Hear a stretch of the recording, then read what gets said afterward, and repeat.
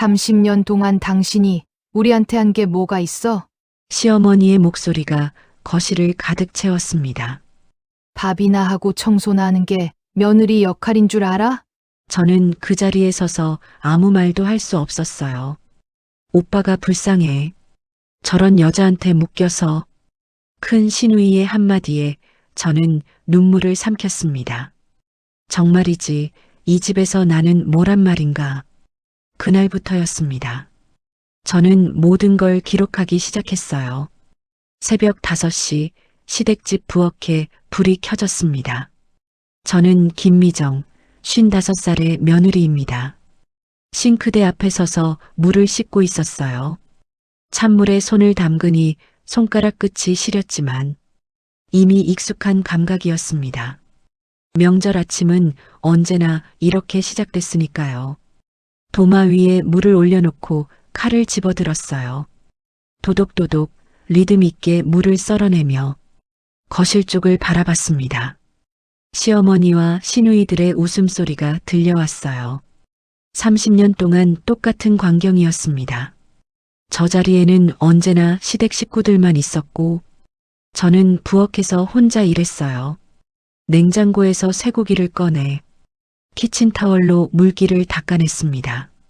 한 입 크기로 썰어 양념에 재우며 문득 창문 밖을 바라봤어요. 아직 어두운 하늘, 겨울 새벽의 차가운 공기. 보일러를 틀어놨지만 부엌은 여전히 추웠습니다. 거실에서 또 웃음소리가 터졌어요. 어머니, 이번 명절은 좀 편하게 보내세요. 영희도 왔으니까 셋이서 이야기 좀 하고요. 큰 시누이의 목소리였습니다. 편하게 보내시라고. 저를 제외하고 말이죠. 내 마음도 모르고 고기를 다 재우고 나물을 씻기 시작했어요. 시금치, 콩나물, 도라지 하나하나 정성껏 다듬었습니다. 손이 시리고 허리가 아팠지만 멈출 수가 없었어요. 시계를 보니 6시가 다 되어 갔습니다. 곧 가족들이 하나둘씩 일어날 시간이었어요. 그때 작은 시누이가 부엌으로 들어왔습니다. 언니, 뭐 도와줄까? 목소리는 밝았지만 손은 움직이지 않았어요. 아니, 괜찮아. 거의 다 됐어. 저는 웃으며 대답했습니다. 작은 시누이는 냉장고 문을 열어 우유를 꺼내 들고는 다시 거실로 돌아갔어요. 30년 동안 단 한 번도 진짜로 도와준 적 없었습니다. 저는 나무를 데치고 전을 붙이기 시작했어요. 지글지글 기름 타는 소리가 들렸습니다. 앞치마 주머니에서 작은 물건을 꺼냈어요. 손바닥만 한 녹음기였습니다. 30년 전 결혼 첫 해에 샀던 녹음기. 녹음 버튼을 눌렀어요. 작은 빨간 불이 들어왔습니다. 오늘도 기록이 시작됐어요. 7시가 되자 가족들이 모두 거실에 모였습니다. 저는 차례상을 거실로 옮기기 시작했어요. 무거운 접시를 조심스럽게 들어 올렸습니다. 남편은 소파에 앉아 TV를 보고 있었고 시누이들은 스마트폰을 들여다보고 있었어요. 아무도 저를 거들어주지 않았습니다. 상을 다 차리고 마지막으로 밥과 국을 올려놓았어요. 그제야 시어머니가 상을 내려다보며 말했습니다. 나물이 좀 짜네. 차갑고 날카로운 목소리였어요. 죄송해요, 어머님. 저는 고개를 숙이며 대답했습니다. 엄마 말이 맞네. 좀 짜다. 큰 시누이가 거들었어요. 정말이지 맛을 보지도 않고서. 하지만 저는 아무 말도 하지 않았습니다. 부엌으로 돌아가 설거지를 시작했어요. 물소리만 조용히 흘렀습니다. 거실에서는 가족들의 웃음소리가 계속 들려왔어요. 하지만 그 안에 제 목소리는 없었습니다. 30년 동안 언제나 그랬어요. 차례를 지내는 동안 저는 구석에 서서 지켜보기만 했습니다. 절을 할 때도 가장 끝자리에 섰어요. 가족 사진을 찍을 때는 아예 빠졌습니다. 미정아, 사진 좀 찍어줘. 남편의 말에 저는 카메라를 들었어요. 찰칵. 가족들의 웃는 얼굴이 화면에 담겼습니다. 저만 없는 가족 사진이었어요. 언제나 그랬듯이 점심때가 되어 설거지를 마치고 저는 잠시 부엌에 앉았습니다. 찬물을 한 컵 마시며 창문 밖을 바라봤어요. 해가 중천에 떠 있었습니다. 앞치마 주머니에서 녹음기를 꺼내 정지 버튼을 눌렀어요. 그리고 가방에서 작은 수첩을 꺼냈습니다. 오늘 날짜를 적고 간단히 메모했어요. 명절 아침, 여전히 똑같음. 나물이 짜다는 말, 사진에서 또 빠짐. 수첩을 덮고 다시 가방에 넣었습니다. 그 안에는 30년치 기록이 빼곡히 쌓여 있었어요. 문득 거실에서 대화 소리가 들렸습니다. 근데 엄마 다음 달에 가족회의 하신다며? 큰 시누이의 목소리였어요.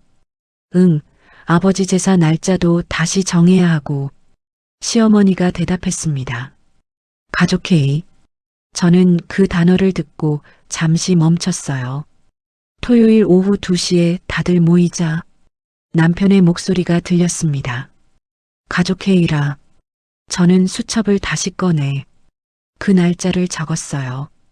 그리고 작게 웃었습니다. 이번 가족회의는 조금 다를 것 같았어요. 30년 동안 모아온 기록들, 이제 쓸 때가 온 것 같았습니다. 부엌 창문 너머로 겨울 햇살이 들어왔어요. 차가웠지만 분명히 빛나고 있었습니다. 명절이 끝나고 일주일이 지났습니다. 저는 다시 일상으로 돌아왔어요. 아침마다 남편의 출근 준비를 돕고 집안을 정리하고 저녁을 준비했습니다. 하지만 뭔가 달라진 게 있었어요. 남편의 태도가 미묘하게 변한 것 같았습니다. 아침 7시 남편이 식탁에 앉아 신문을 펼쳐 들었어요. 저는 된장찌개를 끓이며 밥상을 차렸습니다. 여보, 아침 드세요. 제가 말을 걸었지만 남편은 신문만 보고 있었어요. 응. 짧은 대답만 돌아왔습니다. 예전에는 그래도 얼굴을 마주보며 수고했어라는 말이라도 했는데 요즘은 그마저도 없었어요. 식사를 마친 남편이 넥타이를 매며 현관으로 향했습니다. 다녀오세요. 제가 인사했지만 남편은 고개만 끄덕이고 문을 나갔어요. 딱 닫히는 문소리가 유난히 크게 들렸습니다. 저는 식탁에 혼자 남아 식은 국을 바라봤어요. 뭔가 이상하다는 느낌이 점점 커져갔습니다. 오후 2시 집 전화벨이 울렸어요. 시어머니였습니다. 미정아, 나 어머니야. 네, 어머님. 무슨 일이세요? 다음 주 토요일에 집에 다들 모인다. 너도 알지? 가족회의 한다고. 네, 알고 있습니다. 그날 점심 준비 좀 해도. 사람이 10명 정도 올 거야. 10명. 제가 혼자 준비해야 하는 양이었어요. 네, 알겠습니다. 전화를 끊고 한숨이 나왔습니다. 저녁 6시 남편이 귀가했어요. 평소보다 1시간 일찍 들어온 거였습니다. 일찍 오셨네요. 제가 반갑게 말했지만 남편은 무표정했어요. 응. 일 끝나서. 남편은 곧장 안방으로 들어갔습니다. 문을 닫는 소리가 들렸어요. 저는 부엌에서 저녁 준비를 마저 하며 안방 쪽을 힐끗 쳐다봤습니다. 뭔가 숨기는 게 있는 것 같았어요. 저녁 7시 밥상을 차려놓고 안방 문을 두드렸습니다. 여보, 저녁 드세요. 응, 알았어. 남편의 목소리가 들렸지만 문은 열리지 않았어요. 5분을 기다렸지만 남편은 나오지 않았습니다. 저는 다시 문을 두드렸어요. 여보, 식어요. 그제야 남편이 문을 열고 나왔습니다. 하지만 손에는 휴대폰을 쥐고 있었고 계속 화면만 보고 있었어요. 식탁에 마주 앉았지만 대화는 없었습니다. 남편은 밥을 먹으면서도 휴대폰만 봤어요. 화면에서 희미한 불빛이 남편 얼굴을 비쳤습니다. 무슨 일 있어요? 제가 조심스럽게 물었어요. 아니, 아무것도. 남편은 고개를 저으며 휴대폰을 내려놓았습니다. 하지만 곧 진동이 울렸어요. 남편은 재빨리 휴대폰을 집어들고 화면을 확인했습니다. 그리고 입술을 꾹 깨물었어요. 누구세요? 제가 물었습니다. 회사에서 연락 온 거야. 남편의 대답은 너무 빨랐어요. 평소 같으면 귀찮게 왜 이 시간에 연락을 하냐며 투덜거렸을 텐데 오늘은 달랐습니다. 남편은 서둘러 밥을 먹고 다시 안방으로 들어갔어요. 그리고 또 문을 닫았습니다. 저는 설거지를 하며 안방 쪽을 계속 쳐다봤어요. 안방 문틈으로 희미한 불빛이 새어나왔습니다. 남편이 통화하는 목소리가 들렸어요. 작은 목소리였지만 또렷하게 들렸습니다. 그래, 알았어. 토요일에 다 얘기할게. 토요일? 가족회의가 있는 날이었어요. 저는 설거지하던 손을 멈췄습니다. 무슨 얘기를 한다는 걸까? 밤 10시 남편이 샤워를 하러 화장실에 갔어요. 저는 거실 소파에 앉아 TV를 보고 있었습니다. 그때 안방에서 진동 소리가 들렸어요. 남편 휴대폰이었습니다. 저는 안방으로 들어가 침대 위에 놓인 휴대폰을 봤어요. 화면에 메시지 알림이 떠 있었습니다. 발신자는 큰 누나였어요. 토요일에 미정이한테는 절대 말하지 마. 우리끼리만 먼저 얘기하자. 심장이 쿵 내려앉았습니다. 손이 떨렸어요. 저는 재빨리 안방문을 나와 다시 거실 소파에 앉았습니다. 화장실에서 물 잠그는 소리가 들렸어요. 남편이 곧 나올 거였습니다. 저는 심호흡을 하며 TV를 보는 척했어요. 남편이 화장실에서 나왔습니다. 먼저 자. 남편이 말했어요. 네. 저는 고개만 끄덕였습니다. 남편은 안방으로 들어가 불을 껐어요. 저는 거실에 혼자 남아 어둠 속에 앉아 있었습니다. 토요일에 미정이한테는 절대 말하지 마. 그 문장이 머릿속에서 계속 맴돌았어요. 도대체 무슨 일이 있는 걸까? 왜 나만 모르게 뭔가를 숨기는 걸까? 30년을 함께 살았는데 이제 와서 무슨 비밀이 있다는 건지. 정말이지 나는 이 집에서 뭐란 말인가. 저는 가방에서 녹음기와 수첩을 꺼냈습니다. 오늘 날짜를 적고 메모했어요. 남편의 이상한 행동, 큰 신우이의 메시지, 토요일 가족회의, 무언가가 준비되고 있었습니다. 그리고 저만 빼놓고요. 다음 날 아침 저는 남편에게 물어봤습니다. 여보, 토요일 가족회의에서 무슨 얘기하는 거예요? 남편은 커피를 마시다 잠시 멈췄어요. 그냥 아버지 제사 날짜 정하는 거야. 그것만요? 응, 그것만. 남편의 대답은 너무 단호했습니다. 더 이상 물어볼 수 없는 분위기였어요. 저는 입을 다물고 설거지를 시작했습니다. 하지만 마음속 의심은 점점 커져만 갔어요. 낮 12시 작은 신우이에게 전화를 걸었습니다. 영희야, 나 올케야. 아, 올케 언니. 무슨 일이세요? 토요일에 모인다며? 내가 뭐 준비해야 돼? 아, 그냥 간단하게 차려주세요. 사람 많이 오니까요. 무슨 얘기하는 건데? 제가 조심스럽게 물었어요. 그냥 집안일이요. 제사 날짜 같은 거. 작은 신우이의 목소리가 어색하게 떨렸습니다. 그래, 알았어. 전화를 끊고 나니 더 불안해졌어요. 다들 뭔가를 숨기고 있었습니다. 오후 3시 저는 시댁집에 가기로 했어요. 토요일 음식 준비를 미리 상의하려는 핑계였지만 사실은 뭔가 단서를 찾고 싶었습니다. 버스를 타고 40분을 달려 시댁에 도착했어요. 초인종을 눌렀습니다. 누구세요? 시어머니의 목소리가 들렸어요. 어머님, 저 미정이에요. 왜 왔어? 문이 열리지 않았습니다. 토요일 준비 상의하려고요. 한참을 기다린 끝에 문이 열렸어요. 시어머니는 현관에 서서 저를 내려다봤습니다. 전화로 얘기하면 되지, 왜 왔어? 그래도 직접 와야 할 것 같아서요. 제가 웃으며 말했지만 시어머니는 표정이 굳어 있었어요. 들어와. 시어머니가 돌아서서 거실로 걸어갔습니다.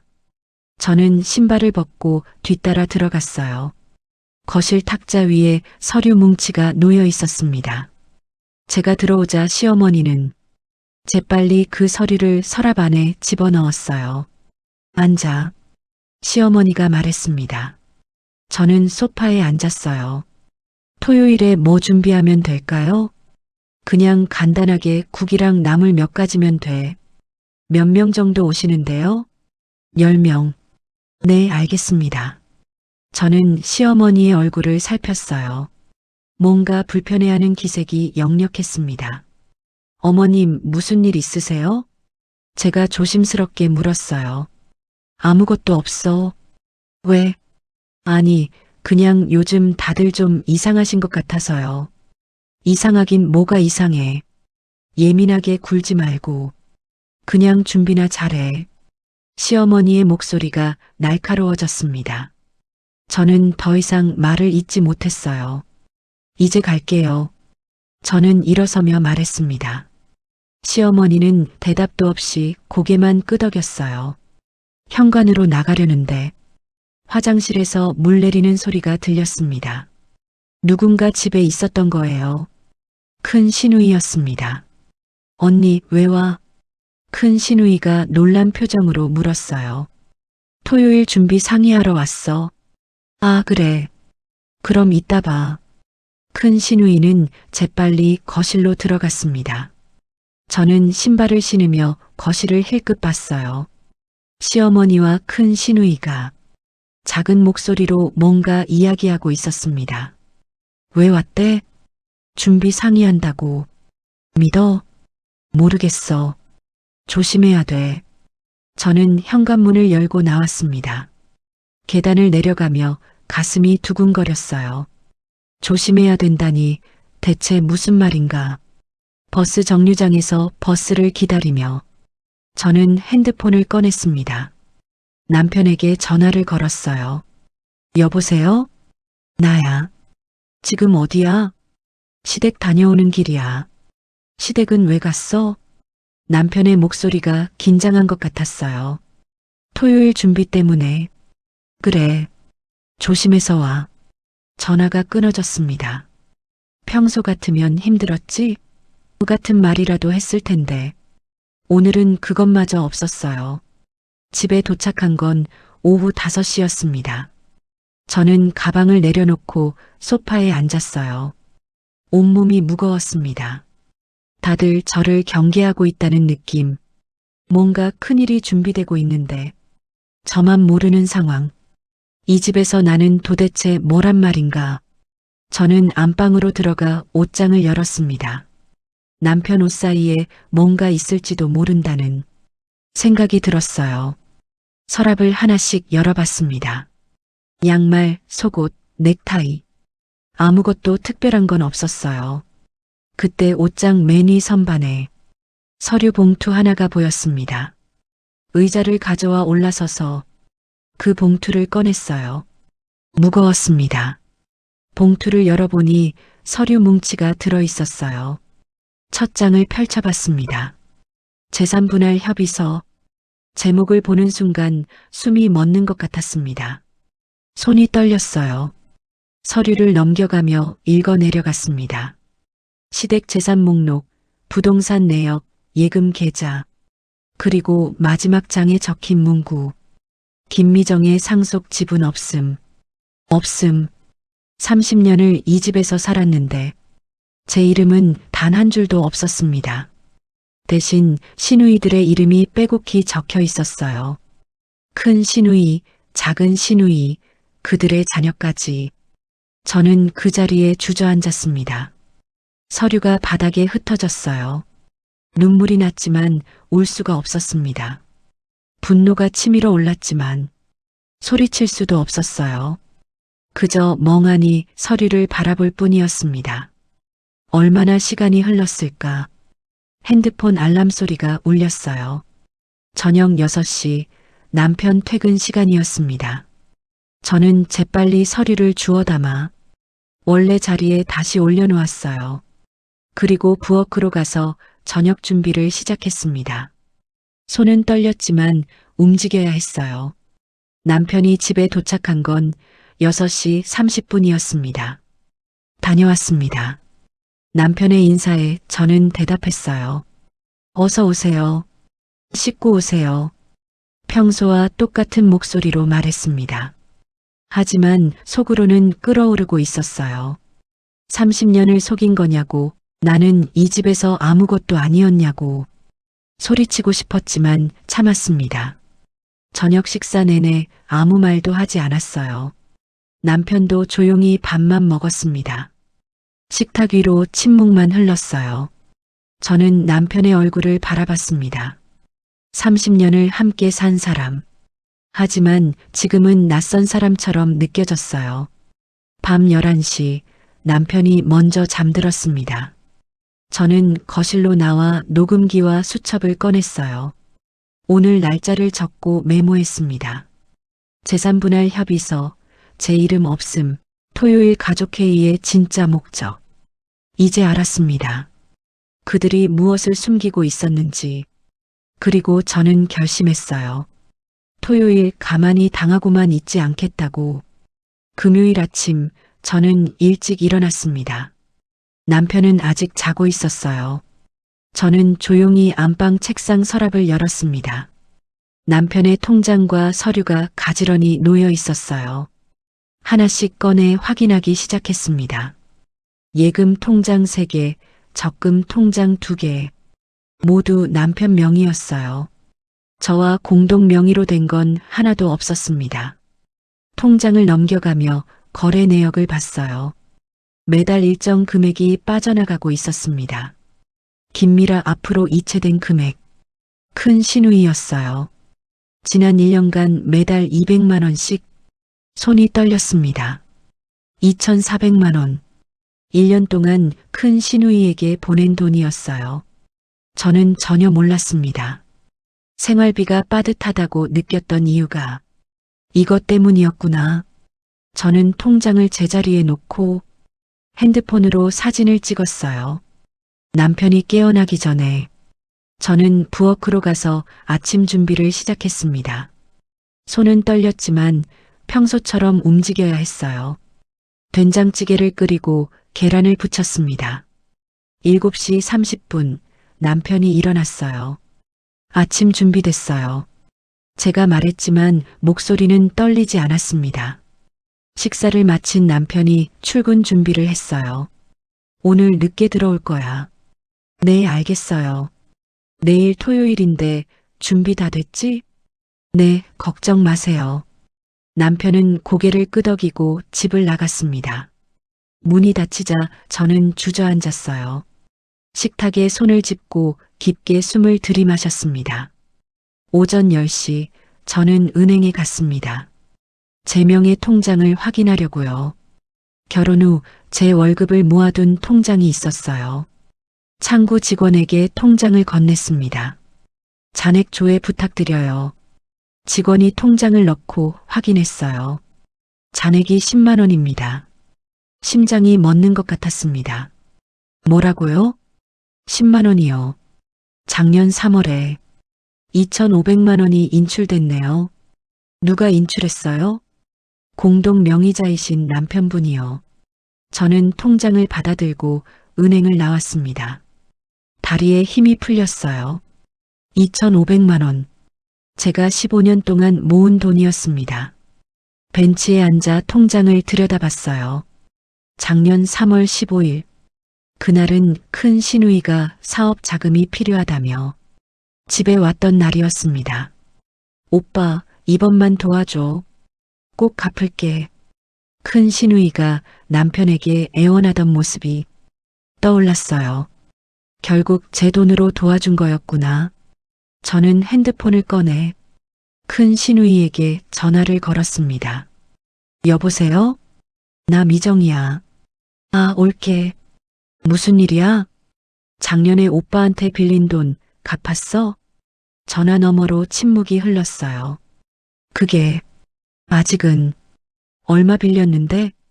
2,500. 근데 왜 갑자기 그냥 내일 봐. 저는 전화를 끊었습니다. 오후 2시 저는 남편 회사 근처 카페에 갔어요. 남편의 후배인 민수 씨를 만나기로 했습니다. 민수 씨는 남편과 같은 부서에서 일했어요. 형수님, 오랜만이에요. 그래요. 바쁜데 나와줘서 고마워요. 무슨 일이세요? 저는 조심스럽게 물었습니다. 우리 남편이 요즘 회사에서 어때요?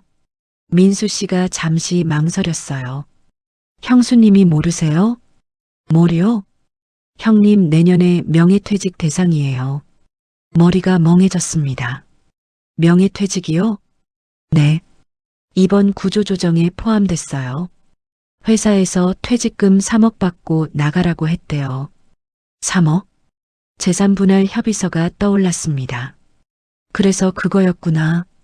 남편이 퇴직금을 시댁 식구들과 나눠 가지려는 거였어요. 저는 제외하고요. 감사해요, 민수 씨.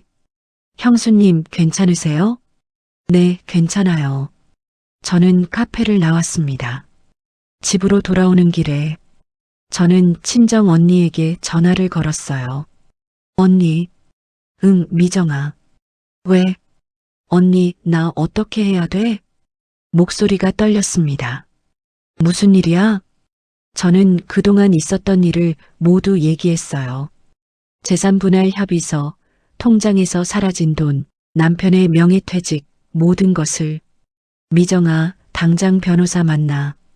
언니의 목소리가 단호했어요. 내일 가족회의 있잖아.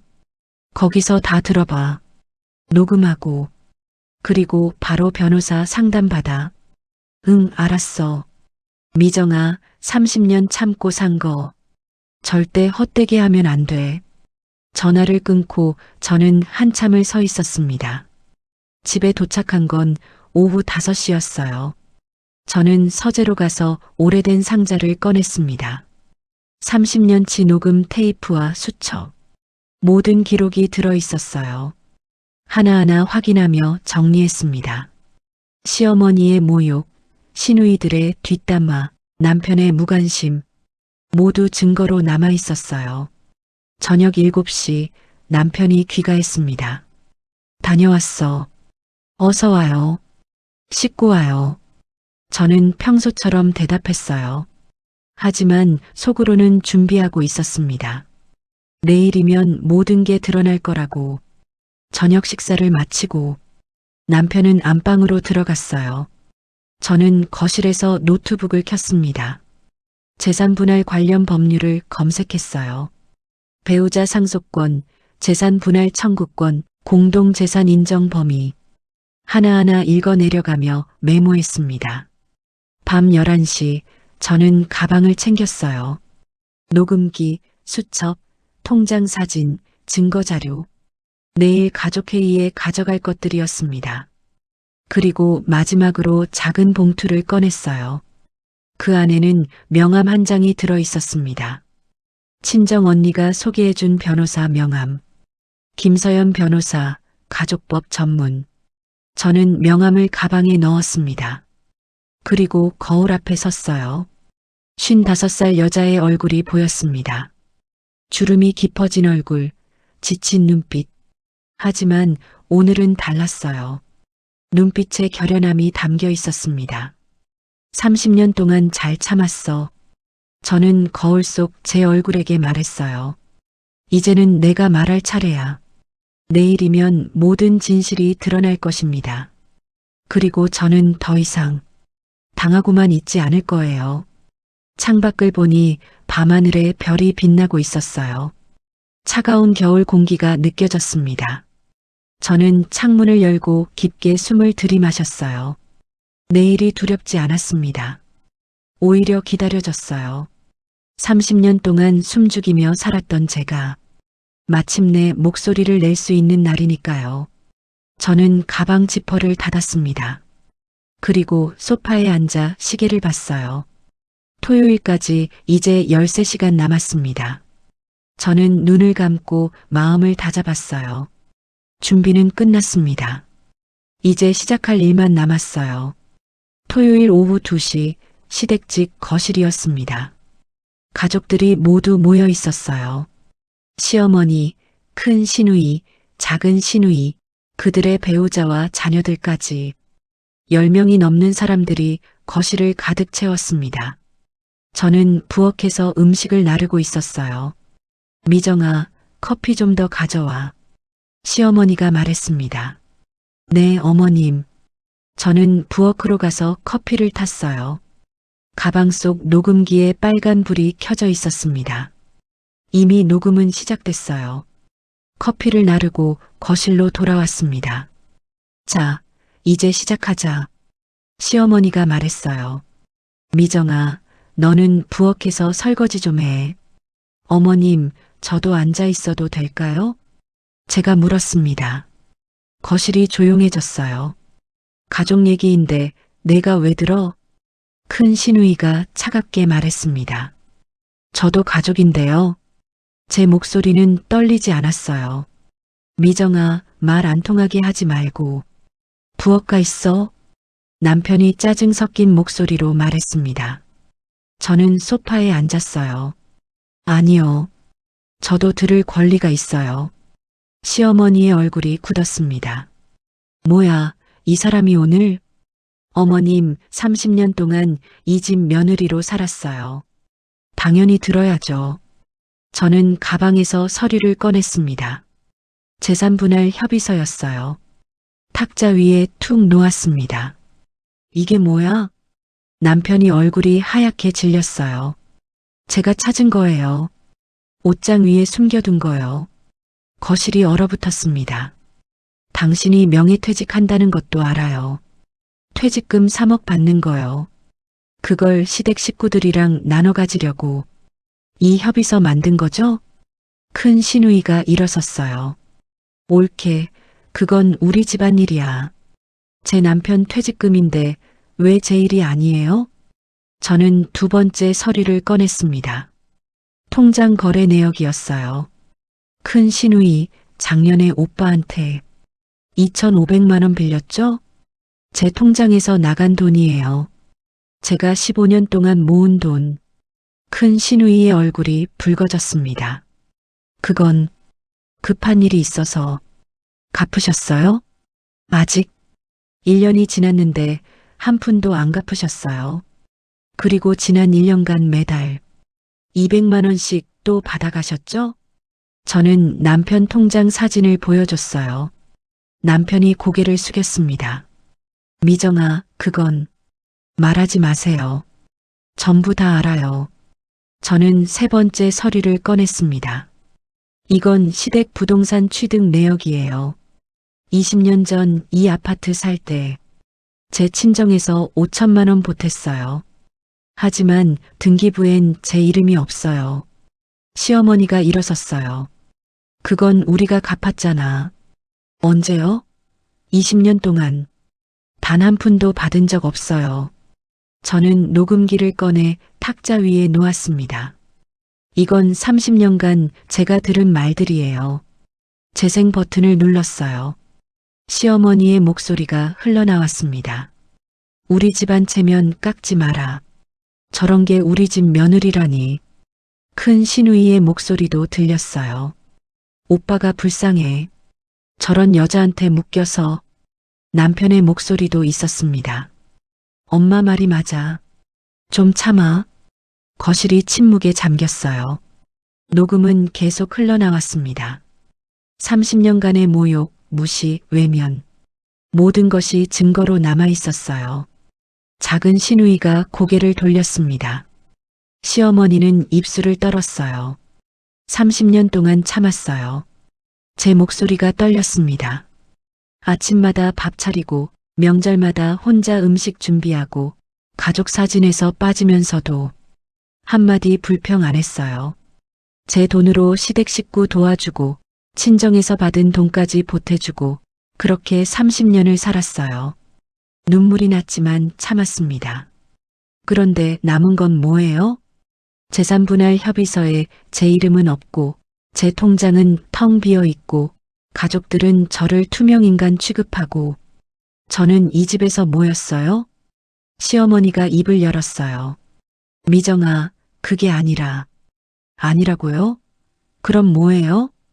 이 협의서에 제 이름이 없는 게 무슨 뜻이에요? 저는 서류를 들어 올렸습니다. 상속 지분 없음. 30년 며느리의 가치가 이거예요? 남편이 일어나 다가왔어요. 미정아, 미안해. 미안하다고요? 그걸로 끝이에요? 내가 잘못했어. 정말 미안해. 남편의 눈에 눈물이 고였습니다. 퇴직금 받으면 네 통장으로 넣을게. 전부 다. 필요 없어요. 저는 가방에서 마지막 서류를 꺼냈어요. 이혼 합의서였습니다. 여기 서명하세요. 거실이 술렁였어요. 미정아, 이혼까지는 30년 동안 가족으로 안 봤잖아요. 이제 진짜로 남이 되는 거예요. 시어머니가 울음을 터뜨렸습니다. 미정아, 우리가 잘못했어. 제발 용서해줘. 큰 시누이도 눈물을 닦았어요. 옳게 미안해. 정말 미안해. 저는 그들을 하나하나 바라봤습니다. 30년을 함께 산 사람들. 하지만 이제는 낯선 사람들 같았어요.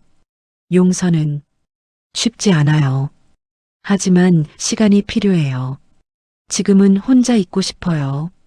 저는 가방을 들고 일어섰습니다. 일주일 뒤에 변호사 통해서 연락할게요. 재산분할 제대로 받을 거예요. 그리고 제 명의 통장에 들어간 돈도 전부 돌려받을 거고요. 현관으로 걸어갔어요.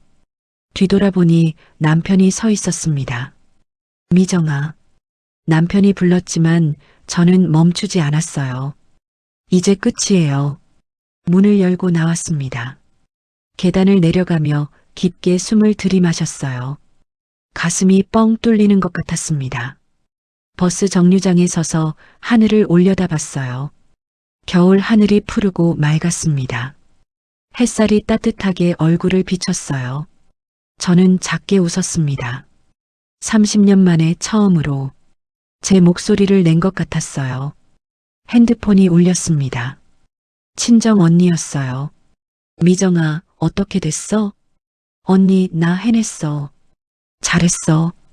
우리 집으로 와. 엄마도 기다리고 계셔. 버스가 도착했습니다. 저는 버스에 올라 창밖을 바라봤어요. 시댁 아파트가 점점 멀어졌습니다. 30년의 시간이 지나가고 있었어요. 새로운 시작이 기다리고 있었습니다. 55살 늦지 않았어요. 이제 저를 위해 살 거예요.